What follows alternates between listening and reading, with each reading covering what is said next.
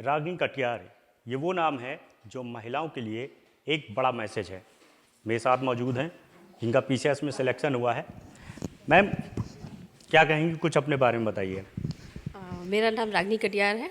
मैं मूल रूप से कन्नौज की हूँ और मेरी एजुकेशन कानपुर में हुई है। लेकिन मैं लखनऊ में बहुत लंबे टाइम से रही हूँ यहाँ पे।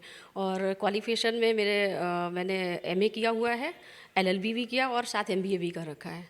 और उसके बाद साथ साथ मैं तैयारी भी सिविल की कर रही थी। तो आपका जो चयन है वो किस पद पे हुआ है और कितने प्रयासों में आपको ये सफलता मिली? एक्चुअली मेरा ये जो काफ़ी लंबा अनुभव रहा है, ये 29वां प्रयास था। और इसके अलावा जो है हमारा जो चयन है मेरा, वो पीडब्ल्यूडी में लीगल ऑफिसर के पद पे हुआ है 2019 पीसीएस में। आप महिलाओं के लिए एक रोल मॉडल हैं। जी, ऐसा आप लोग मानते हैं और ये मेरे लिए सौभाग्य की बात है कि मैं अपनी जो महिला हैं उन लोगों के लिए मैं रोल मॉडल बन रही हूँ। और इसके लिए आप सभी लोगों का धन्यवाद मैं देना चाहूँगी। और जो बच्चे हैं, जो लड़कियां हैं, जो आपकी तरह बनना चाहती हैं, उनके लिए क्या कहेंगी? देखिए, मैं बिल्कुल महिलाओं के लिए तो हम हमेशा ये आगे रहते हैं और उनको मैं हमेशा ही कहती हूँ कि महिलाएं कभी किसी से कम नहीं रही हैं, चूँकि चाहे पॉपुलेशन हो उसमें भी 50% की भागीदारी है।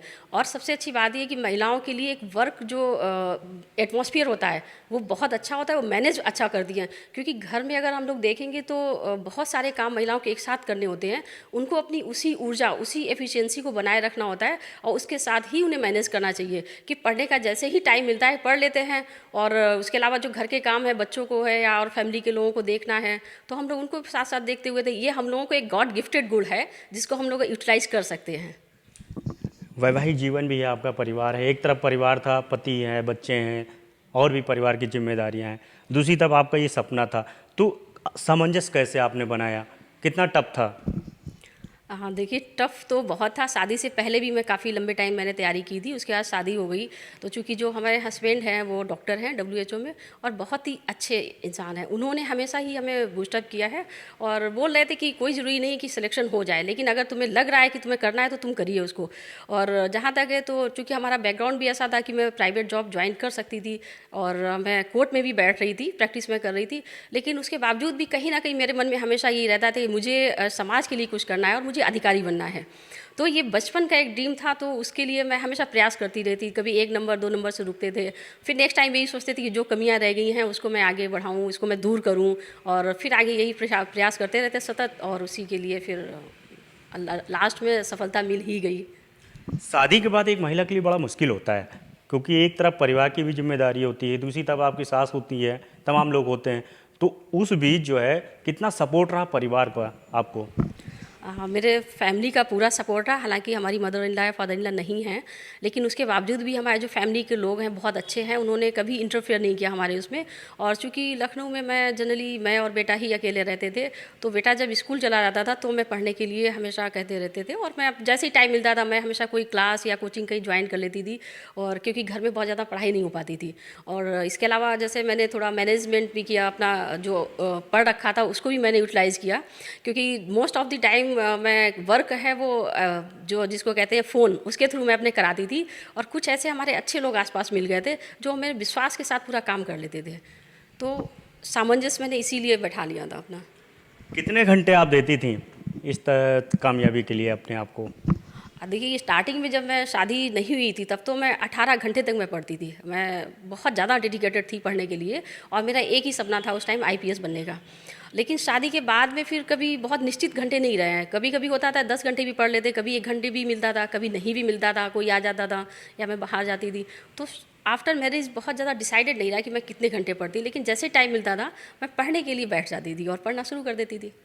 मैम, जो ये मुकाम हासिल करना चाहते हैं, आज की अगर यूथ जनरेशन की बात करें, तो क्योंकि आपने काफ़ी लंबा संघर्ष किया, 29 बार में जो आपको ये सफलता मिली, तो ऐसे तमाम लोग होंगे जो first time, second time, third time इसी कंटिन्यू संघर्ष करते हैं, लेकिन कहीं ना कहीं निराशा रहती है और वो बैक हो जाते हैं। तो ऐसे लोगों के लिए क्या मैसेज है, क्योंकि आप वास्तव में एक रोल मॉडल हैं? मैं उनसे यही कहूँगी, अगर उनके मन में है और वो दृढ़ संकल्प है कि मुझे बनना ही है, तो मुझे लग रहा है दुनिया में कोई ऐसी ताकत नहीं जो रोक दे। क्योंकि जब भी होता था तो मैं हमेशा असफलता के बाद यही कहती कि आयोग एक ना एक दिन पक्का मुझे बुलाएगा, कब तक मुझे वापस करेगा, और अल्टीमेट शायद उसको बुलाना ही पड़ा। और मैं सब लोगों से यही कहती हूँ कि धैर्य जो है वो रखना चाहिए, क्योंकि सिविल सेवा में अगर हम लोग आते हैं तो धैर्य हम लोगों को पहले दिन से बताया जाता है कि आपको पेशेंस रखना, इतनी सारी प्रॉब्लम्स आती हैं, और वही गुण अगर हमारे पास नहीं हो तो फिर हम सिविल सर्वेंट कैसे बन सकते हैं, चाहे वो पढ़ाई में हो या फिर प्रशासनिक अधिकारी बनने के बाद में। तो धैर्य सभी को रखना चाहिए, और बहुत जल्दी नहीं, उसमें टाइम लेके आना चाहिए व्यक्ति को, कि एक प्री है, मेंस है, उसके बाद में कभी कभी होता है असफल भी होता है। हालांकि हमारा बहुत लंबा टाइम लगा है, मैं चाहूँगी कभी ना इतना किसी को टाइम लगे, लेकिन 2 से 3-4 साल में व्यक्ति को इतना पेशेंस बना के रखना चाहिए। और सबसे बड़ी बात है कि अपने जो टीचर हैं जिससे आप ले रहे हैं उस पर निष्ठा जरूर बना के रखना चाहिए। मैम ये फाइनल है या इसके बाद भी कुछ मन में जिज्ञासा है और आगे कुछ करने की? देखिए, अभी तो हम एचजीएस के लिए भी प्रिपरेशन कर रहे हैं, और शायद अभी अटेम्प्ट्स मिल जाएगा तो मैं एचजीएस के लिए मैं बिल्कुल ट्राई करूँगी। और इसके बाद में क्योंकि मेरा काम ही था और मेरा एम भी था समाज की सेवा करने के लिए, रिटायर हो जाएंगे तो उसके बाद में चूँकि मैं एडवोकेट हूँ तो मैं फिर जाऊँगी कोर्ट में। तो समाज सेवा तो हमारा काम है, मैं आगे भी करूँगी इसको। सवाल है, फैमिली मेम्बर्स कितने खुश हैं? देखिए, मेरी फैमिली मेम्बर्स सभी लोग खुश हैं, मम्मी पापा बुआ फूफा जी और मेरे हस्बैंड और हस्बैंड की फैमिली में सभी लोग जो है हमारे यहाँ बहुत खुश हैं, क्योंकि बहुत लंबे टाइम बाद ये सफलता मिली है मुझे। तो शायद उन लोगों ने आशा छोड़ दी थी कि अब शायद नहीं मिलेगी, लेकिन जब मिली है तो हर व्यक्ति, इवन मेरे दोस्त, मेरे टीचर, मेरे आसपास के लोग हैं, सभी लोग बहुत खुश हैं इस सफलता से। तो बिल्कुल रागिनी कटियार वो नाम जो आज शायद लोगों के लिए जो है एक रोल मॉडल बन चुकी हैं, और इनका साफ कहना है कि लोगों को निराश नहीं होना चाहिए, संघर्ष करते रहें तो जाहिर सी बात है कि उसका जो फल है वो भी आपको मिलेगा।